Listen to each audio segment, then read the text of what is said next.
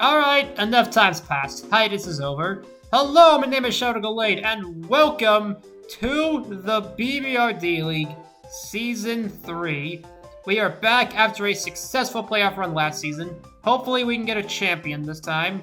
But let's see. You already know how this works, so I won't waste your time. First of all, the Ogerpon water with a Pterin, by the way. I shouldn't have to explain why this is busted, but I will do so anyway because we need a video.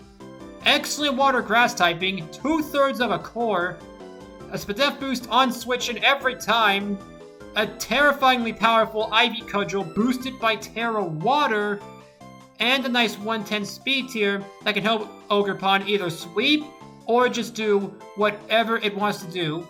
Not to mention, if I choose not to Terra it, or if I just want to switch it in early game, it is technically a water immunity pre-Terra since it does have water absorb. Probably won't come up too much, but it might come up once or twice. Next up, I was gonna wait on Corvite, but since this is an 18-player draft, defoggers are cheap with most people getting 1, maybe 2 if you're lucky, so I had to grab the early Corvite, and this is probably the best decision I could have made. So besides being a defog sponge, what does Corvite actually do? Well, put it simply, it is dummy thick. It can take most of the hits Ogerpon doesn't want to, and even the hits Ogerpon does want to take, Corvite could probably do so anyway. Not to mention, its weaknesses share up decently well with the rest of the team, including my next couple of picks. Speaking of, Sandy Shocks is here. I couldn't get the animated sprite. Just ignore that. I tried it once in IBL recently, and that didn't work out. But I think Sandy Shocks can work out, so I'm going to try it again. So what does it do that it couldn't do last time? Well, nothing really changed. It just has 101 speed and some nice immunities. I tried playing Sandy Shocks too much like a sweeper, not like the spike sleet it can be, or the late game cleaner it has the potential to be. So hopefully I can pick up that experience and do something good with it. So let's go on to something new. The Kicky Bird! He is Burb! He is back! I don't know why I said back, he was never here in the first place. So here's what Zapus does.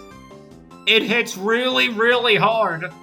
If you were hoping for a complex explanation, sorry, that's all you get. It just hits really, really hard. Fortunately, this one's a bit more nuanced. Pterin, excellent fairy type. A bit hard to use since sadly no traditional forms of healing. I'm not counting Draining Kiss, shut up. But not only that Magic Guard makes it excellent for mind games if I want to lead Sandy Shocks and make people think, will we trade Hazard or will I go into the Pterin? Also, as we have proven last season, even unintentionally, Pterin is an excellent panic button in its own right, somehow.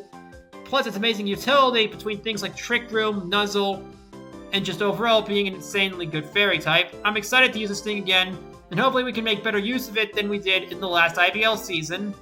Next up, Korum, the very interesting dragon. That's the only way I can describe Korum. Between stuff like Loaded Dodge Dragon Dance and Scale Shot, which does work more effectively than on other dragon types. Not to mention, it is an insane special attacker with 130 in both stats.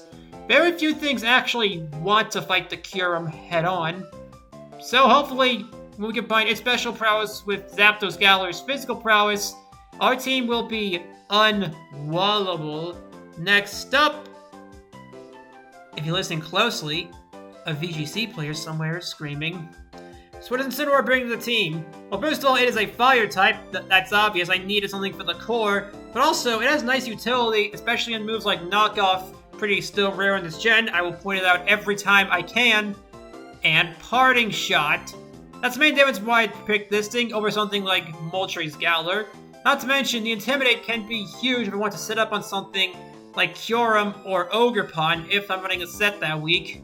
It may be one note and slow, but it does all it needs to do.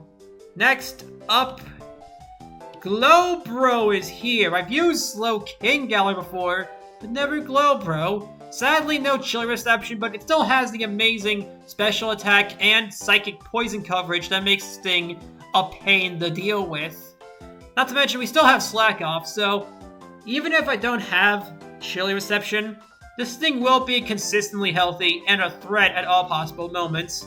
And final 2 picks, the Eevee and the Dugtrio. Remember, one is a genius and the other's insane.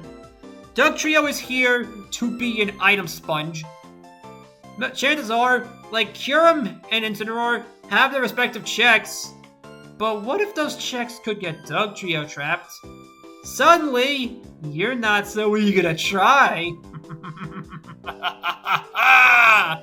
And yes, that is the team I am working with. The power, the bulk, and the trolling. My favorite thing of all, a little bit of trolling.